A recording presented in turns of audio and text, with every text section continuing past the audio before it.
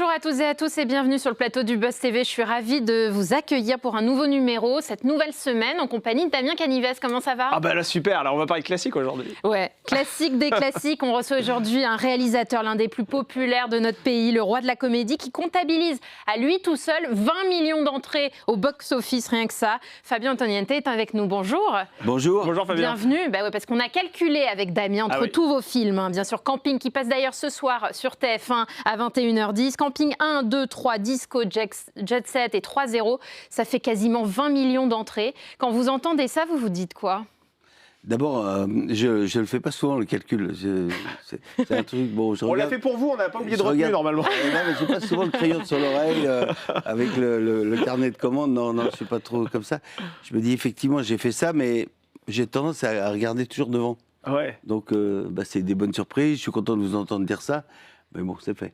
Mais c'est quoi la recette d'une bonne comédie? Parce que ça, vous l'avez sûrement quand même, quand on a ces succès là qu'on a cités. Il y a une recette magique. Comme le Coca-Cola, hein, je ne vais pas tout vous dire. Ah bah s'il vous plaît, attendez. On a envie de se lancer avec Sarah, là, juste avant, dans l'écriture d'une bonne comédie. Il doit y avoir des ressorts. C'est les répliques. Et, bon, d'abord, il y a de la sincérité. Ouais, c'est ça. Ça, c'est la... Vous voyez, imaginez un bateau. Ouais. Le bateau, il a la partie apparente. La partie apparente, c'est la comédie. Mais il faut une quille. Ouais. La quille, c'est la mélancolie, la sincérité, les petites choses qu'on garde en soi-même et puis qu'on n'ose pas dire et qui font que c'est la vie. Ouais. Et puis, j'ai pas peur d'aller dans les plaisirs coupables. C'est-à-dire qu'on a tous des plaisirs coupables. Le plaisir coupable, c'est à une certaine heure de danser sur les lacs du Connemara. Ouais. À une certaine heure, on n'a pas peur de danser sur Alexandra. Ouais. Ouais. Et voilà, donc... L'amour du Benko, tout ça. Je donne un pass aux téléspectateurs ou aux spectateurs pour y aller, pour sur ces plaisirs coupables. Et puis moi-même, je suis quand même assez espiègle, assez même insolent, impertinent, pour autoriser à aller dans cette partie-là, parce que ça m'amuse. Voilà. Moi, je m'amuse dans la vie. Il y a deux types de gens. Il y a ceux qui pensent à s'amuser et ceux qui s'amusent à penser. Ouais. Bon, je suis dans la première catégorie. Ouais, et c'est aussi des répliques. Alors, vous sortez « Alors, on n'attend pas Fabien », c'est aux éditions Stock. Titre, évidemment, référence à la célèbre réplique de Franck Dubosc dans Camping. « Alors, on n'attend pas Patrick Chirac ». Ça vaut aussi bien. Personnage culte. Non, mais on n'attend pas Patrick avec plusieurs cas. Ah oui. Alors, on n'attend pas Patrick. C'est ça. C'est vrai, il faut le ton. Oui, je ne l'ai pas fait avec le ton. Ah, il manque quelques cas. Il faut accentuer sur le cas de Patrick. Recommencer pour C'est limite Patrick QUE à la fin. Alors on n'attend pas Patrick? Ah, c'est bon. Ah, c'est bon. Là, elle l'a. Je l'ai. Bon. Ah ouais. Il faut faire un nouveau numéro de camping. Hein, parce que là, franchement, j'y étais, moi. J'étais au camping. Comment elle est née, cette réplique? C'est vous qui en êtes à l'origine ou pas? C'est Franck, parce qu'il manquait un individu à l'apéro. Et c'était pastis partant bleu, pastis délicieux. Et oui. Et puis tout le monde est là, se servir le pastis, les cacahuètes. Il en manque un. Ouais. Et tout d'un coup, les têtes se tournent. Alors, on n'attend pas Patrick. Et il est là et il s'invite à cet apéro. Ouais, et vous n'en avez pas marre qu'on vous parle tout le temps de camping? Alors, c'est vrai que c'est votre hit. Et franchement... Non, moi j'en ai pas marre. Parce que d'abord, je suis heureux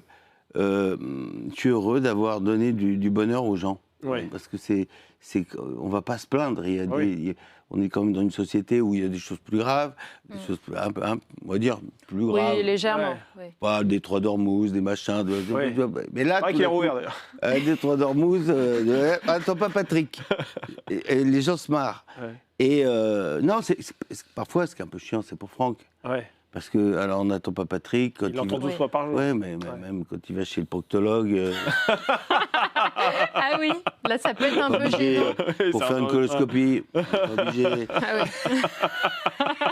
C'est vrai qu'il y a des moments où ça s'y prête un peu moins. Voilà. Et il va dans les stations-service, parce que Franck adore faire le trajet de station-service en station-service pour rejoindre son habitation dans le sud. Il le fait comme dans le camping. Ah oui. Et les gens dans les toilettes, ils disent « Alors, on n'attend pas Patrick ». Mais en fait, il y a une réplique dont je suis assez fier, qui est devenue une réplique culte et où les gens s'en sont emparés autrement. Par exemple, les gens qui décident de dire ce soir on va s'éclater, on vraiment, on va se la mettre, on va faire une soirée de ouf. Ouais. Et ils disent, ça va être du grand Mendes. Et nous, le grand Mendes, c'est un garagiste qui dit que ça va être du grand Mendes parce que la voiture, elle va marcher. Ouais. Mais là, maintenant, ça va être autre chose, le grand Mendes. Ça s'appelle soirée de malade. Oui, non, mais c'est vrai que quand les répliques entrent dans le vocabulaire du quotidien, ça c'est vraiment une vraie réussite. On est béni des dieux. Et on va y revenir parce que vous parlez de votre parcours, c'est passionnant dans votre livre qu'on a adoré ici avec Damien. Oui. Et d'ailleurs qui est lié quelque part à Michel Audiard, qui lui aussi adorait les répliques, avait cet amour comme ça de la langue française. On va y revenir, ce sera juste après les news médias de Damien Canivez. On commence ces infos avec Cyril Hanouna et Chana Lousteau qui s'affichent ensemble. Oui, l'animateur de Tout Beau Tout Neuf et la chroniqueuse de l'émission ont été aperçus ensemble ce samedi à l'occasion du dernier concert de David Guetta. C'était au Stade de France. De quoi alimenter un peu plus la théorie selon laquelle, vous savez, ils entretiennent une relation qui s'étend bien au-delà des caméras de W9. C'est aussi ce que laisse croire la dernière une de Closer qui a publié récemment plusieurs photos du producteur et de la journaliste. Proches, tactiles, dans un restaurant. Leur complicité ne fait aucun doute selon le magazine. Cyril Hanouna et Chana Lousteau sont en couple. Cette une de Closer n'a d'ailleurs pas manqué de faire réagir l'animateur de Tout Beau Tout Neuf dans son émission, cette fois-ci sur Fun Radio, intitulée Tout Beau Tout Fun, avec l'humour qu'on lui connaît. Évidemment, il a raillé la taille qu'il fait sur cette photo. Je fais 1m12, la vie de ma mère, a-t-il déploré. Alors, c'est vrai que le montage, il y a une petite différence, mais c'est un effet d'optique sûrement. Oui, parce qu'il doit sans doute se trouver derrière. Alors effectivement, il paraît un peu plus petit. C'est vrai qu'il paraît particulièrement petit sur cette photo, mais surtout Cyril Hanouna, et c'est ça qu'on retient aussi dans cette séquence qu'il nous a proposée sur Fun Radio, il n'a pas démenti finalement cette une, donc, et ce titre surtout, il est avec Chana. Et oui, vous avez déjà été traqué par la presse People, Fabien ? Une certaine époque, avec Mathilde Seignet, oui. Oui, parce que vous avez été ensemble. On était ensemble et on faisait camping ensemble.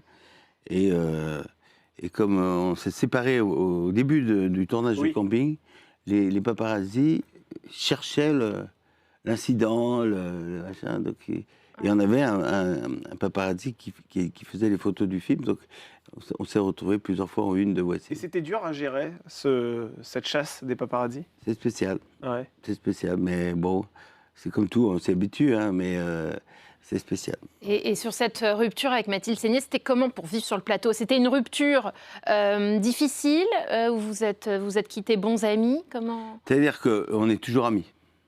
On était, en fait, on était des êtres assez émotifs.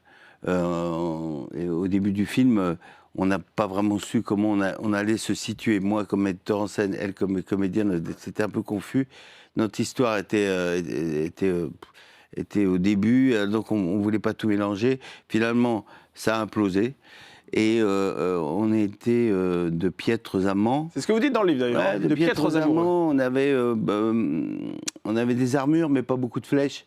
Ouais. On était des grandes gueules un peu en carton, en papier crépon. Ouais. Et finalement, ce qui nous est resté de plus beau, et j'en suis le plus fier, c'est l'amitié qui reste entre nous. Parce qu'on se voit tout le temps, on s'appelle tout le temps, et on est des top amis. Mais quels étaient les points de divergence ? Mais par contre, je pense que ça a joué sur l'hypersensibilité que l'on avait au moment de ce tournage. Ah oui. Et même elle, il y a des scènes. Oui, même elle. Et ça a donné, pour la Gatineau, puisque c'est ainsi qu'on l'appelle dans le film, la Gatineau était un petit peu à fleur de peau. Et puis ça correspondait complètement à ses vacances, où elle se remettait complètement en question. Ouais. Et voilà, donc ça a joué énormément l'hypersensibilité dans laquelle nous trempions. A dû jouer pour la qualité de ce film. Et quels étaient les points de divergence justement entre elle et vous ? Pourquoi ça n'a pas fonctionné, cette histoire d'amour qui s'est transformée en belle histoire d'amitié finalement ? Parce que on a des caractères assez forts. Ouais, c'est ça. Voilà. Et c'est vrai que deux caractères forts. Ouais, bon, on mettait deux béliers dans la même... Et tout le casting était au courant de ça ? Ah oui. Ah oui, c'était... en plus, il y avait les tam-tams, tout était... Il y avait des esclandres parfois aux Catherine, quoi. Voilà. Bon. Puis les gens des Catherine faisaient tout aussi pour monter tout le truc. Ah oui, d'accord, belle ambiance. Bonne ambiance sur le plateau formidable. Du premier volet de camping. De toute façon, je vais vous dire, on peut compter sur eux. Des bons compagnons. Damien, on poursuit ces infos avec les confidences d'Audrey Fleurot sur TF1. Ah oui, alors nous avons assisté à une véritable battle d'Audrey ce dimanche sur TF1, puisqu'Audrey Fleurot était l'invitée d'Audrey Crespo-Mara. Cette dernière, elle lui a consacré le portrait de la semaine dans le magazine 7 à 8 à l'occasion de la sortie de son film Les Parfaits, arnaque en famille. Et elle s'est confiée sur sa peur de ne plus travailler. Alors pourtant, l'actrice a été, c'est vrai, omniprésente sur les plateaux de tournage au cours de ces dernières années. On peut citer Intouchable, Les Combattantes, Engrenage, Le Bazar de la Charité, surtout aussi bien sûr HPI, la série à succès de TF1. Il n'empêche, Audrey Fleurot a toujours cette crainte du lendemain où les caméras s'éteignent. Je n'ai jamais vraiment pu savourer les choses parce que je me suis toujours dit que ça allait s'arrêter demain. Voilà ce qu'elle a déclaré face à Audrey Crespo-Mara, tout en reconnaissant qu'elle n'avait pas toujours de pause entre deux projets professionnels. C'est assez contradictoire, mais finalement, elle a toujours cette crainte. Vous, cette peur du lendemain, vous l'avez déjà eue, même après le succès phénoménal de Camping. Est-ce que vous vous êtes dit, là, ça met une pression supplémentaire Oui, on l'a tous. Mais en fait, le fait d'être tout le temps dans le travail, c'est pour ne pas y penser. Ouais. Et voilà. Ouais. Moi, je travaille non-stop. Je vais de projet en projet. Là, c'est un peu particulier pour ce livre, puisque j'ai décidé de regarder un peu dans le rétroviseur. Oui. Et parce que notre maman partait dans un EHPAD, on s'est retrouvés tous les enfants dans l'appartement familial que l'on devait quitter, à se séparer tous nos objets de notre vie, que ma mère avait archivé. Ma mère avait archivé toute ma vie dans des cartons, des affiches, etc. C'était vraiment touchant.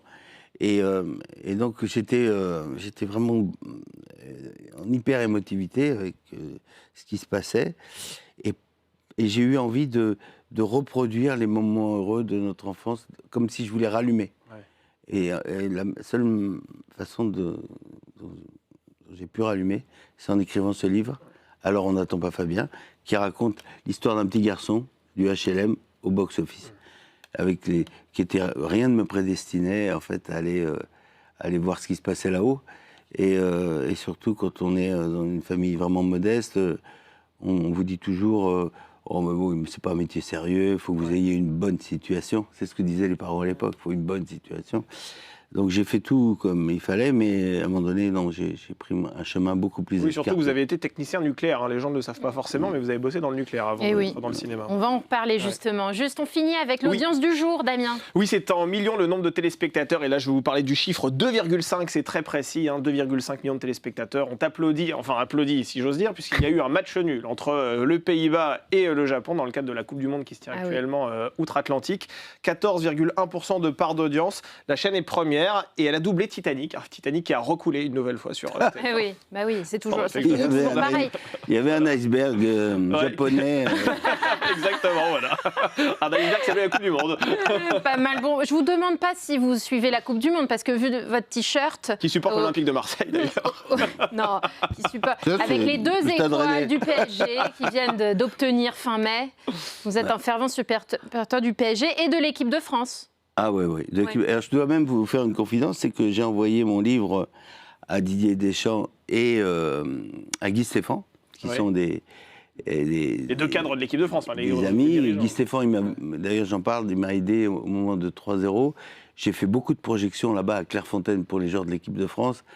Et là, ça me faisait plaisir de leur envoyer le livre entre 2 entraînements. Et je sais que Guy Stéphane m'a répondu, on le dévore entre 2 entraînements.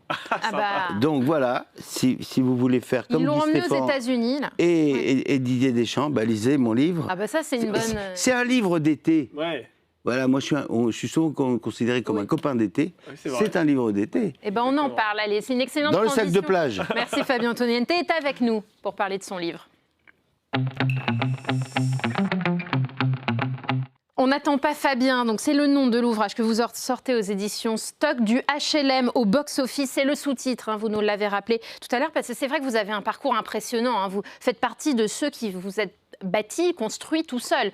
Vous avez grandi dans un milieu plutôt modeste, en région parisienne, à Villiers-sur-Marne, dans la cité des Morvrins, d'un papa comptable notamment. La rue coule dans mes veines, c'est ce que vous dites. Et c'est aussi là que le cinéma est entré dans votre vie, grâce à un tournage de film dans cette cité. Un tournage, j'avais 12 ans. On traînait avec des copains. Moi, j'étais souvent en short avec mon vélo. On allait dans parce que c'était une cité portugaise à la base, Villiers-sur-Marne, grosse communauté portugaise. Nous, on habitait une cité HLM en bordure d'une voie ferrée. Ouais, et c'est là les images, c'est votre bande-annonce. Hein. Voilà, c'est ça. Vous voyez, le train passait si près qu'on avait l'impression d'être une famille de garde-barrière. Et puis un jour, se construit une bâtisse un peu étrange, vous voyez, une maison louisiane en plein milieu d'un bidonville. Et nous, c'était notre destination de sortir. Alors, un autre jour, j'assiste à une scène où Jean Carmet montre une chaussette grise. Oui. Elle ne convient pas, la chaussette grise. La script intervient, elle ne convient pas. Alors, que se passe-t-il ? Eh bien, il vient vers moi et il observe que moi, j'ai des chaussettes rouges. Et il me demande si je peux prendre des chaussettes. Dis-moi, gamin, est-ce qu'il serait possible de prendre des chaussettes pour le tournage ? Ce que je fais. Et là, bon, le clip s'arrêtera là. Lui, il me donne une pièce de 5 francs d'argent. Mais la chaussette était trop petite, parce que je faisais du 32. Donc, tout le monde s'est marré. Mais ça restera mon premier souvenir de tournage. Et j'ai pu même être la mascotte de ce tournage pendant quelques J'allais beaucoup plus voir ce tournage qu'à l'école. Et c'est Michel Audiard qui a changé votre vie finalement. Enfin, c'est le hasard de la vie. Un petit tremplin. Le hasard de la vie. J'ai une autre hasard, c'était une projection d'un film, c'était Le Cornio de Gérard Houry. Et on était dans une vieille salle de cinéma avec les fauteuils rouges, le gros rideau rouge, les hôtesses qui passaient à bonbons, esquimaux, chocolat glacé. Ah, le bon vieux temps. Voilà, le bon vieux temps. Et puis, à un moment donné, le film démarre, et là, je vois tous les gens rire. Et mon père, qui était très sévère, qui ne riait pas beaucoup, riait. Et donc, je me suis dit, ça aussi, je veux faire. Et alors, vous avez d'abord été scénariste, et vous dites finalement que réalisateur, c'est venu par accident. Oui, parce que j'écrivais, moi, beaucoup de scénarios. J'écrivais aussi pour un copain qui s'appelle Rémi Laurent, qui jouait dans À nous les petites Anglaises. Et j'avais écrit plusieurs films avec lui. Puis un jour, c'est après les années 80, arrive une maladie étrange et il en souffre. C'était le sida. Et j'allais le voir dans un pavillon du côté de l'hôtel Bégin, là-bas. Et évidemment, j'avais écrit un court-métrage pour qu'il s'en sorte. J'ai dit, Rémi, il faut que tu t'en sortes. Et j'avais écrit Bobby et l'aspirateur. C'était une comédie de 24 minutes. Et il m'a dit, je ne pourrais pas le faire. Donc, ma femme de l'époque, Souad Amidou, m'a dit, tu vas le réaliser. Et lui aussi. Et je suis devenu réalisateur par accident. Et là, tout me convenait. Le choix des décors, le choix des costumes, le choix des comédiens. J'étais dans mon élément. Et j'ai découvert ce pourquoi j'ai été fait. Et vraiment, le film qu'on a cité, qui est vraiment au panthéon du cinéma français, c'est Camping, qui est sorti en 2006. Ça fait 20 ans déjà. Oui, on fête les 20 ans. Non, mais c'est incroyable. 20 ans et 2 mois. Un tout petit peu plus de 20 ans. Comment il est né, ce film ? Il est né d'une rencontre magique entre Franck Dubosc et moi. C'était dans une boîte à Deauville, chez Régine. Et Franck vient vers moi, il avait vu Jet Set. Il m'a dit, j'aimerais bien faire un film comme ça, mais moi j'ai noirci, dit-il, des cahiers de camping, des cahiers orange qu'il avait noircis quand il faisait du camping à Sénac en Dordogne. Donc c'était un spécialiste, il savait prendre le papier cul. Sous l'aisselle, bien sûr. C'était sur mesure. C'était le roi, il savait poser une rigole, c'était le roi de la tongue. Enfin bon. Planter les sardines n'avait aucun secret. Et surtout le prince du Benko. Exactement. Donc si vous voulez, on s'est associés. Puis là, l'écriture, c'est comme une rencontre amoureuse. C'était facile. C'est un travailleur. Il a un talent de dingo, parce que vous donnez le costume de Patrick Chirac, le moule bite, le débardeur rose, les tongs à un acteur normal, ça ne marche pas. Non, lui, il savait comment l'amener vers cette ringardise XXL. Et donc, c'est ce qui fait le charme de ce film Camping. Et on adore le regarder. Et justement, on va passer, puisqu'on vous a aujourd'hui sur le plateau, en revue les anecdotes croustillantes sur ce premier volet de Camping, qui repasse d'ailleurs ce soir sur TF1. D'ailleurs, vous avez des petits royalties à chaque fois que ça passe, comme ça? Ah bah oui. Ah oui. Ah, c'est bien ça. Ah oui. Ah bah attendez. Bon bah. Écoutez, c'est bon à savoir. Et TF1, allez-y, là, il faut y aller. Fort diffusé. Bah oui. Alors, les anecdotes, vous me dites vrai ou faux? Vrai ou faux, à l'origine, Jacques Jacques Villeray, devait tenir le rôle de Jackie, qui sera finalement joué par Claude Brasseur. Ah, c'est vrai. C'est vrai, j'ai écrit pour Villeray. C'est lui qui m'avait appris ce que c'était la couillette. La couillette, c'est pour verser le pastis avec certaines doses. Ouais. Donc on appelle ça la couillette. Et donc il est mort pendant que j'écrivais. Ouais. J'ai eu du mal à le remplacer dans ma tête. Et j'ai rencontré Claude Brasseur à la fin de l'écriture qui m'a dit... On va le faire pour lui. On va le faire pour lui. Il s'appelle Jackie. Et donc, il y a eu une transmission tout à fait naturelle avec le personnage de Claude Brasseur qui s'appelle Jackie Pic. Alors, vrai ou faux, le président Jacques Chirac a visionné le film en compagnie de Bernadette à l'Élysée? Je ne suis pas au courant. Non, vous ne savez pas? Et vous savez au moins ce qu'il a pensé de Patrick Chirac? Je pense qu'il a dit... il faudrait peut-être que je change de nom. C'est vrai ça? Il vous l'a dit ou pas? Vous avez eu... Il était au pouvoir quand Camping sort, nous sommes en 2006, en avril 2006, Jacques Chirac est au pouvoir en France. Ouais, Patrick Dubar, il va s'appeler... Mais le président, à aucun moment, ne vous a fait un commentaire à ce sujet en disant « Bon, vous auriez pu trouver un autre nom, parce que là, franchement... » Non, il a été très courtois. Bon. Ouais. Alors, il n'y a pas si longtemps, il y a quelques semaines, nous recevions Antoine Duléry sur ce plateau, qui fait effectivement partie du casting, qui jouait le couple avec Mathilde Seigné. Et regardez ce qu'il nous racontait sur ce plateau.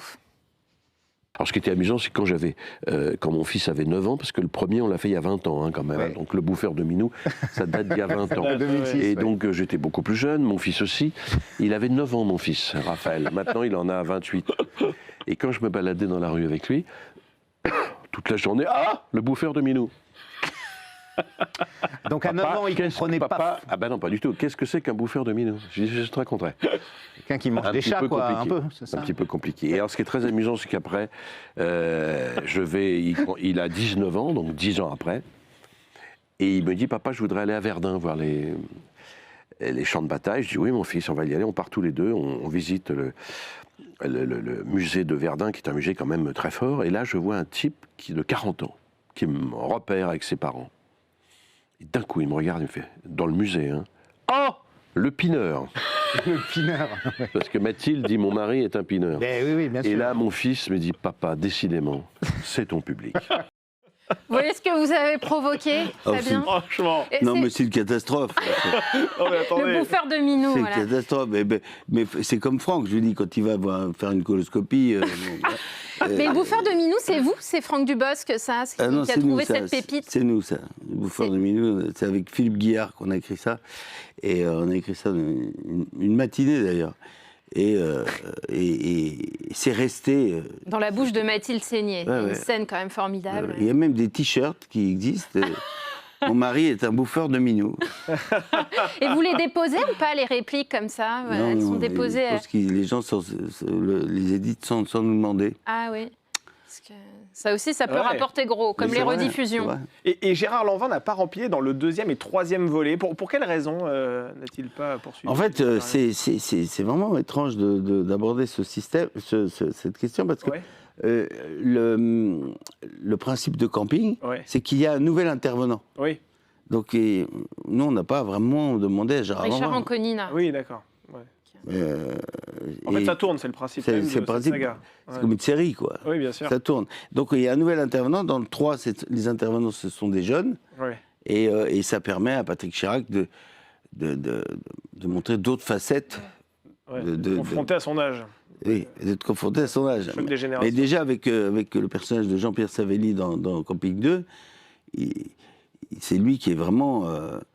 lui qui voulait passer des vacances tranquilles parce qu'il a fait un break avec sa femme et qui voulait surtout pas de heurts. Il tombe évidemment sur Patrick Chirac qui est comme l'éléphant dans le magasin de porcelaine. Mais malgré tout, quand il y a eu un énorme succès pour le premier volet, j'imagine que tous les acteurs exercent une pression monumentale sur vous pour que vous les repreniez en se disant mais attendez, ça a tellement bien fonctionné sur le premier, moi j'ai envie d'être là pour le deuxième, voire le troisième. Non, vous avez eu... Oui, mais nous on avait notre schéma. C'est ça. Et enfin, bon, globalement, ils sont tout cela, c'est toute une bande. Oui, c'est vrai. C'est une team. Oui, bien sûr. Ouais. Et quand moi j'ai pensé à vous aussi quand Franck Dubosc a eu le César en février dernier, c'était pour le scénario original de son premier film. Parce que je me suis dit, c'est une belle revanche aussi, parce que j'imagine vous avez dû être taxé, vous avez dû être victime de snobisme après, quand on fait Camping, un film ultra populaire qui touche vraiment tous les Français dans le cœur. Franck Dubosc le dit, qu'il a été victime de snobisme. Quand il a le César comme ça, c'est une fierté, non ? Bah oui. On a été victime de snobisme, et puis petit à petit, avec le temps, on est rentré dans les films cultes par des dans l'histoire, par des auteurs, par des cinéastes d'ailleurs qui étaient des cinéastes de films d'auteur comme Alain Tanner, Cavalier, Jacques Rivette, Houellebecq, plein de gens ont mis à l'honneur Camping. Donc finalement, après on est devenu un peu, on est passé dans une autre catégorie qui sentait un tout petit peu moins la merguez. Mais c'est vrai qu'on ne vous file pas le César l'année suivante du premier Camping. Non, mais Franck, avec son travail, parce que c'est quelqu'un qui est vraiment, comme je le disais, talentueux, acharné, avec son film L'ours dans le Jura, il a été récompensé, il a eu son César. L'année d'avant, il avait fait un sketch extraordinaire sur avec le mini César. Sur le Césario. Mais ce qui était très joli quand il a eu son César, il m'a fait une photo du César. Il y avait une petite tasse de café et il y avait une petite légende. Il m'a dit « je t'en laisse un peu ». Et ça, c'était très mignon. Et c'est vrai que dans cette France popu aussi, dont vous parlez d'ailleurs dans votre livre, vous parlez des cabarets, des nuits parisiennes, des fêtes, des bains-douches aussi, ça on peut le lire dans votre livre. Est-ce que le siècle dernier, finalement, c'était plus sexe, drogue and rock'n'roll qu'aujourd'hui, finalement, où tout est aseptisé C'était d'abord, en plus, Paris... les couches étaient beaucoup plus... il y avait plus de couches. Oui. Là, il y a moins de couches populaires, par exemple. Il y a un certain style c'est gentrifié, beaucoup. Voilà. En gros, il y a les vélos cargo. Les trottinettes. Les trottinettes. Les bobos, on les appelle comme ça souvent. Moi, c'est les vélos cargo, c'est un terme générique, mais les gens comprendront. Avant, les gens, il y avait même des gens qui vivaient dans des espèces de chambres de bonne et qui étaient des princes la nuit. Donc tout le monde se côtoyait, tout le monde avait une chance. J'avoue que c'était pas désagréable de commencer le cinéma dans ces années-là parce que tout était possible. Ça vous manque, cette époque. Merci Fabien Antoniente. Merci Fabien Antoniente. Merci à vous. Merci beaucoup d'être venu nous voir. Je rappelle le titre de votre livre. Alors, on n'attend pas Fabien. C'est aux éditions Stock. On lit cet été, comme l'équipe de France, comme Didier Deschamps. On lira ça cet été.